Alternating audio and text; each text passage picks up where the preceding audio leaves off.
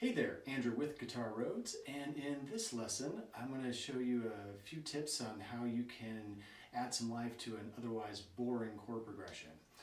So the chord progression I'm going to use is your standard G, C, D, and I'm going to use the C add 9 chord, or the easy C, and this is the one that everyone generally falls into. For the strum pattern, we're just going to use your common folk strum, where the down, down, up, down, up, down, down, up, down, up. For some reason, this seems to be the most, the strum pattern that everybody tends to fall into. Nothing wrong with it. I mean, it's used in a ton of great songs, but everybody I notice tends to just kind of get stuck in this rut and kind of want to break out of it. Rather than giving you a bunch of new chord voicings and new rhythms, let's just see what we can do with the chords and rhythm that we already have, and see how we can make it a little more interesting and add some spice to it. So the first thing that you can do is do a bass strum or a root strum. So in this case, if you have your G, you're just going to pluck the low E string, the bass note, and then do your strum. So down, root,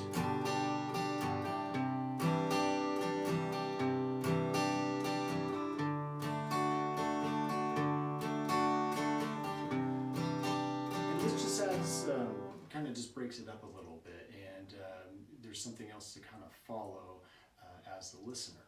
So that's one thing you can do, pretty simple. The next thing is, building off of that, is an arpeggio or a picking pattern. It would sound like this.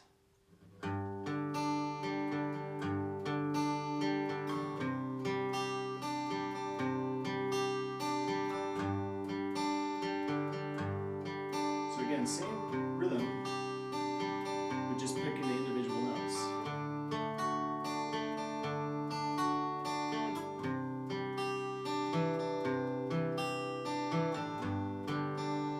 So it already sounds a lot more interesting, and like there's a lot more going on. The next thing that you can add is articulation, or hammer-ons and pull-offs. So we can, going back to the strum pattern, we could just go.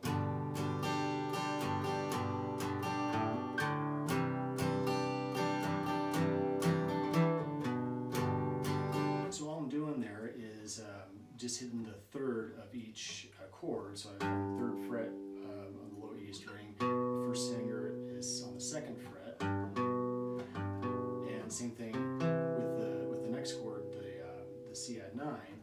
I just kind of use it as a transition. So I'm just doing an open A string to an open D, and then land on my next chord, and then I kind of do the reverse, coming back, where on the D string I do a pluck the second fret, do a pull off, and second fret down to the chord change. So it kind of links the two chords together. So it's like.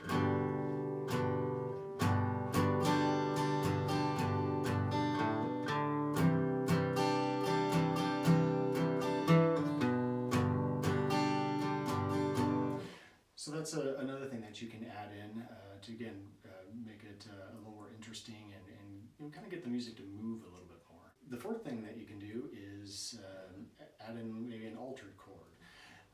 So we have our G here. If we just simply lift the pinky, it becomes a G6 chord. It sounds just a little more exotic, jazzier, and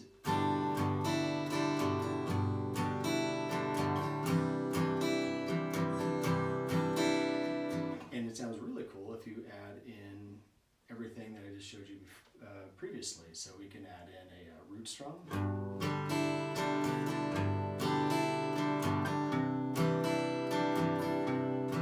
picking pattern,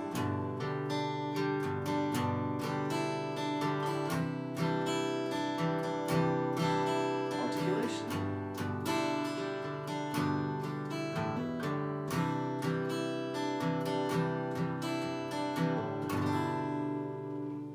and there you have it. So there are a few ways that you can make your chord progression sound a lot more interesting with really not having to do too much. So first thing is you can do the root strum, you can do a picking pattern, you can do add in some articulation, like hammer-ons and pull-offs, or even slides or bends. And the fourth thing that you can do is add in some alter chords to just kind of give it a little more flavor. And the final thing you can do is all of the above. So anyway, I hope that was helpful. I'm Andrew with Guitar Roads, and I will see you next time. Take care.